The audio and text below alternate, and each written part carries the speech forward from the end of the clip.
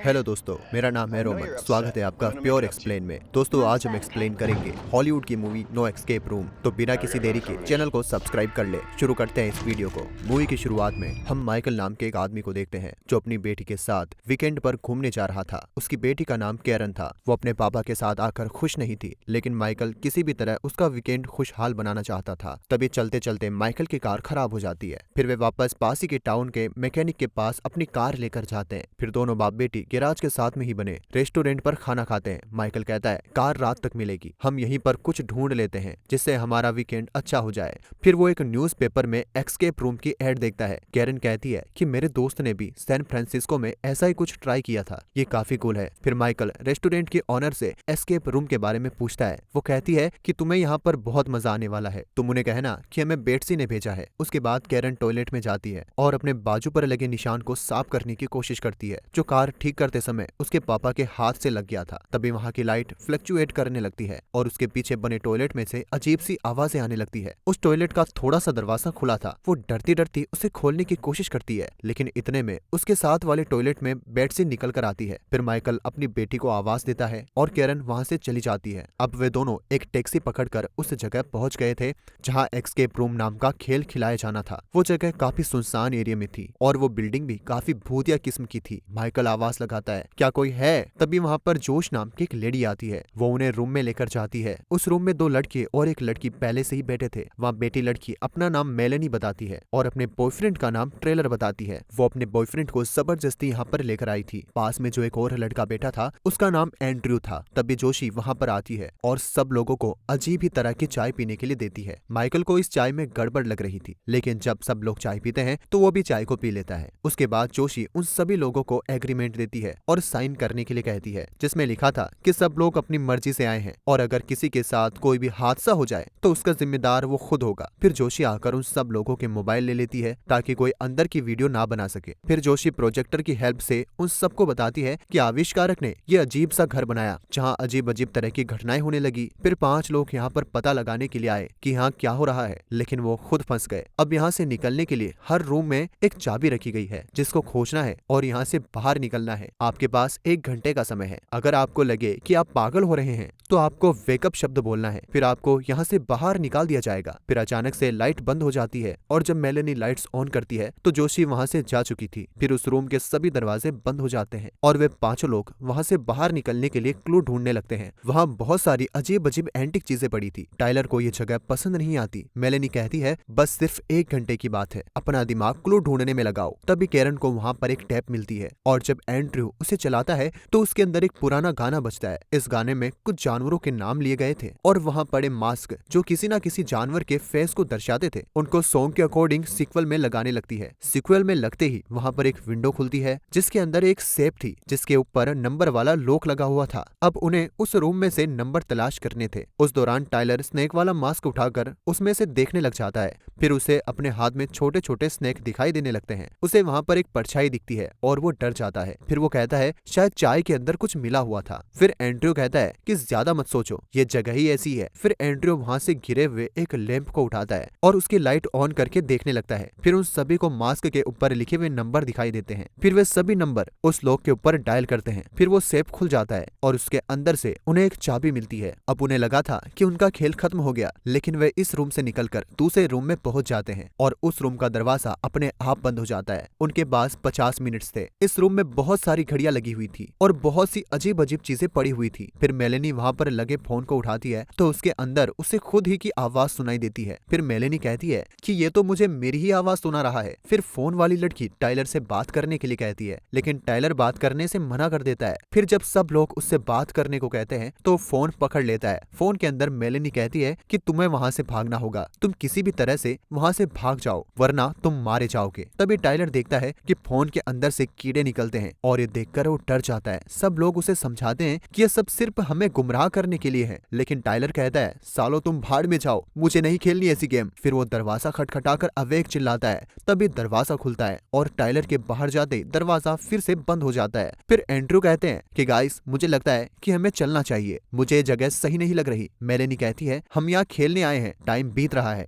खेल पूरा करो और चलो यहाँ से। फिर एंड्रयू वहाँ पर पड़े उपकरण छेड़ने लगता है। कैरन उससे पूछती है तुम यहाँ क्यों आए? वो कहता है कि मेरे डॉक्टर ने मुझे सजेशन दी थी कि तुम्हें स्ट्रेंजर्स के साथ थोड़ा समय बिताना चाहिए, बस इसीलिए मैं यहाँ पर आया हूँ। फिर माइकल सबका ध्यान उस टाइपराइटर की तरफ खींचता है। उसकी सारी चीजें उलट पुलट लगी हुई थी, लेकिन उसमें टाइप क्या करना था उन्हें किसी को भी नहीं पता था। तभी कैरन गौर करती है कि एक घड़ी बंद पड़ी है। घड़ी में समय 10-12। फिर वे वहां पर पड़े रेडियो में 10-12 फ्रीक्वेंसी सेट करती है। रेडियो में से एक बूढ़े आदमी की आवाज आने लगती है जो इंग्लिश में कुछ वर्ड्स बोलता है। फिर माइकल वे वर्ड्स टाइपराइटर में टाइप करता है। पेपर्स पर टाइप होता है 5 लास्ट फ्रॉम मिडनाइट। जब लोग अनुमान लगा रहे थे कि इसका क्या मतलब है तो कैरन घड़ी में टाइम सेट करती है 12 बजने में 5 मिनट कम। तभी उन्हें एक और चाबी मिल जाती है। वे सभी दरवाजों पर चाबी लगाकर देखते हैं। वो चाबी एक स्टोर रूम के गेट पर लग जाती है। वहाँ बहुत सारे कपड़े टंगे हुए थे और अजीब सी बदबू भी आ रही थी। कैरन उस अलमारी को अच्छे से चेक करती है। तभी कोई उसका हाथ पकड़ लेता है। जब माइकल उसे चेक करता है तो देखता है वो जोशी थी, इस खेल की होस्ट। किसी ने उसके पेट में चाकू मारकर उसे मरने के लिए यहाँ पर छोड़ दिया था। फिर वो कहती है कि आविष्कारक आ गया है। इससे पहले कि वो तुम्हें ढूंढ ले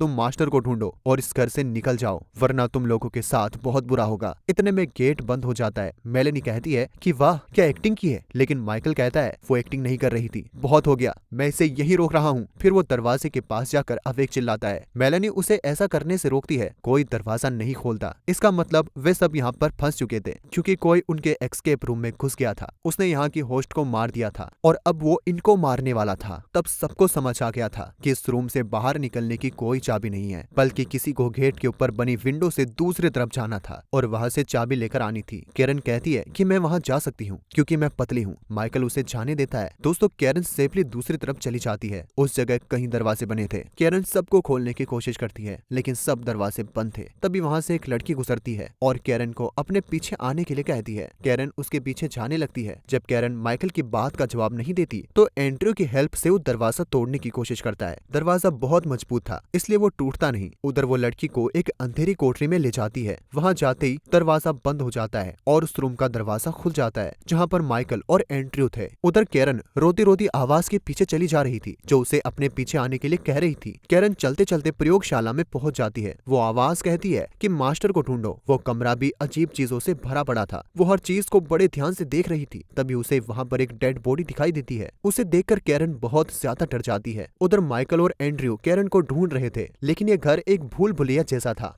वे अंदर ही अंदर चले जा रहे थे। दूसरी तरफ के पास से वो डेड बॉडी गायब हो जाती है। तभी कैरन को वहाँ पर बने एक और रूम में से अजीब सी आवाज सुनाई देती है जैसे कोई जानवर या कोई दरिंदा हो। फिर वो उस रूम का दरवाजा बंद कर देती है। फिर वहाँ जो भी था वो उस दरवाजे को जोर जोर से खटखटाने लगता है।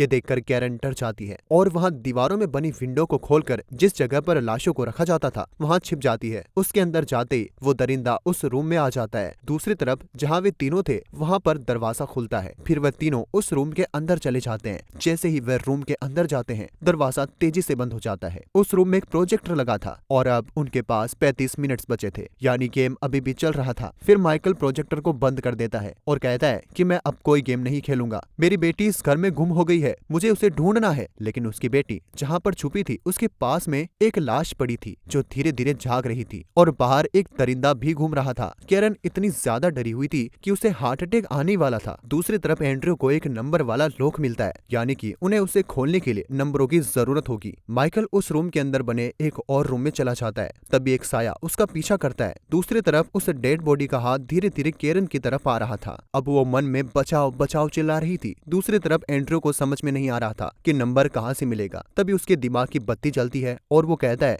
कि अगर हम प्रोजेक्टर की लाइट ऊपर वाले फैन पर मारेंगे तो शायद हमें क्लू मिल जाएगा। लेकिन प्रोजेक्टर फिक्स किया हुआ था इसलिए वे कोई शीशा ढूंढते हैं। उन्हें शीशा मिल जाता है। फिर जब वो प्रोजेक्टर की लाइट फैन के ऊपर मारते हैं तो उन्हें नंबर भी मिल जाता है। माइकल उन नंबरों से लॉक को खोल लेता है और उसे उस ड्रॉ के अंदर चाबी मिलती है। एंड्रयू और माइकल उस रूम से बाहर चले जाते हैं लेकिन मेलेनी प्रोजेक्टर में खुद को देखती है जो बार बार एक ही जगह पर घूम रही थी। ये किसी तरह का ग्लिच लग रहा था जो एक लूप की तरह काम कर रहा था। माइकल और एंड्रयू दरवाजा खोलते हैं और वहाँ से बाहर चले जाते हैं। मेलेनी के आने से पहले ही वो दरवाजा बंद हो जाता है। फिर जब वो वहाँ से बाहर निकलने की कोशिश करती है तो बिल्कुल प्रोजेक्टर में बनी वीडियो के जैसे लूप में फंस जाती है। वो जितनी बार भी उस रूम से निकलने की कोशिश करती है वो उतनी बार वापस फिर से उस रूम में आ जाती है। रूम के बाहर माइकल एंड्रयू पर गुस्सा हो जाता है और कहता है कि मुझे इन सब के पीछे तुम्हारा ही हाथ लग रहा है। एंड्रयू कहता है कि मुझसे दूर रहो सन के साले। उधर और लूप में फंसी मेलेनी को अपने बॉयफ्रेंड की डेड बॉडी मिलती है, यानी कि वो यहाँ से बचकर बाहर गया ही नहीं था बल्कि उसे मार दिया गया था। उधर डेड बॉडी कैरन के हाथ को पकड़ने वाली थी कि एंड्रयू दरवाजा खोलकर कैरन को वहाँ से बाहर खींच लेता है। उसके बाहर निकलते ही वहाँ का दरवाजा भी बंद हो जाता है। वो पूछती है मेरे डैड कहाँ है? एंड्रयू कहता है मुझे नहीं पता। वो कहती है कि जोशी ने कहा था कि आविष्कारक वापस आ गया है, शायद अब वो हमें मारना चाहता है। फिर उससे एंड्रयू पर ही शक हो जाता है क्योंकि उसे ही पता था कि कैरन कहाँ पर है और वो वहाँ पर अकेला आया था। एंड्रयू कहते हैं कि मुझे तुम्हारी चीख सुनाई दी, दरवाजे खुले थे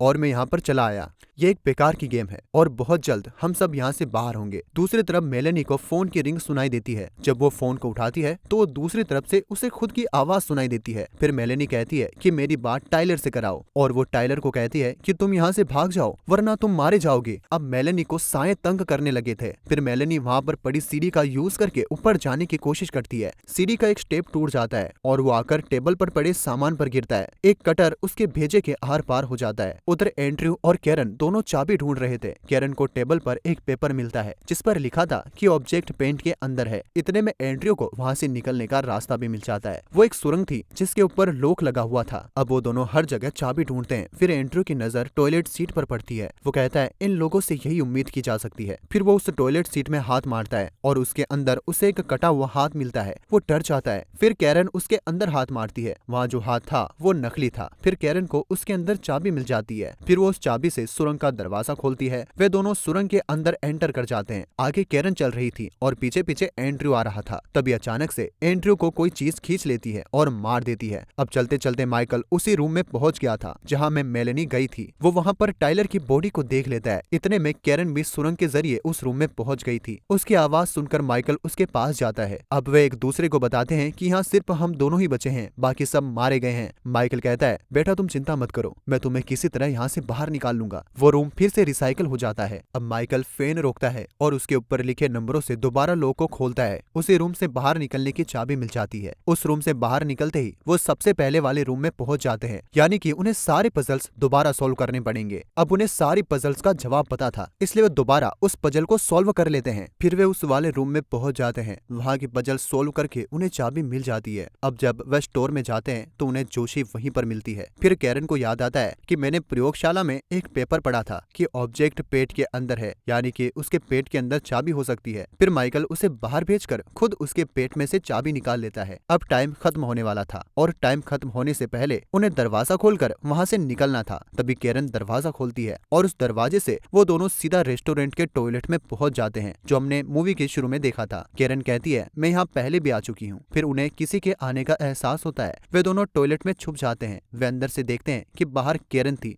वो वही सब कुछ कर रही थी जो उसने किया था। बाहर वाली कैरन को शक हो जाता है कि अंदर कोई है। वो जैसी अंदर जाने लगती है साथ वाले टॉयलेट में से बेड सी निकलती है। इसके बाद कैरन का बाप बाहर से आवाज लगाता है और कैरन चली जाती है। तभी दोनों बाप बेटी रेस्टोरेंट से बाहर निकलने लग जाते हैं और देखते हैं कि सब कुछ पहले की तरह था वैसा ही हो चुका है। जिसके बाद ये रेस्टोरेंट से बाहर आते हैं। तब कैरन अपने बाप से कहती है कि डैड देखो हमारी कार ठीक हो गई। फिर वह दोनों भागकर अपने कार में बैठ जाते हैं और माइकल अपनी कार में चाबी ढूंढने लग जाता है। फिर कैरन माइकल को बॉक्स दिखाती है जिसमें ताला लगा हुआ था, जिससे यह पता चलता है कि गेम अभी भी खत्म नहीं हुआ। वह घर से बाहर तो आ चुके थे लेकिन इस टाउन से बाहर निकलने के लिए उन्हें फिर से पजल्स सॉल्व करनी होगी। दोस्तों अगर वीडियो पसंद आई हो तो वीडियो को लाइक करें और हमारे चैनल को सब्सक्राइब करें। मिलते हैं अगली वीडियो में, तब तक के लिए धन्यवाद। जय हिंद।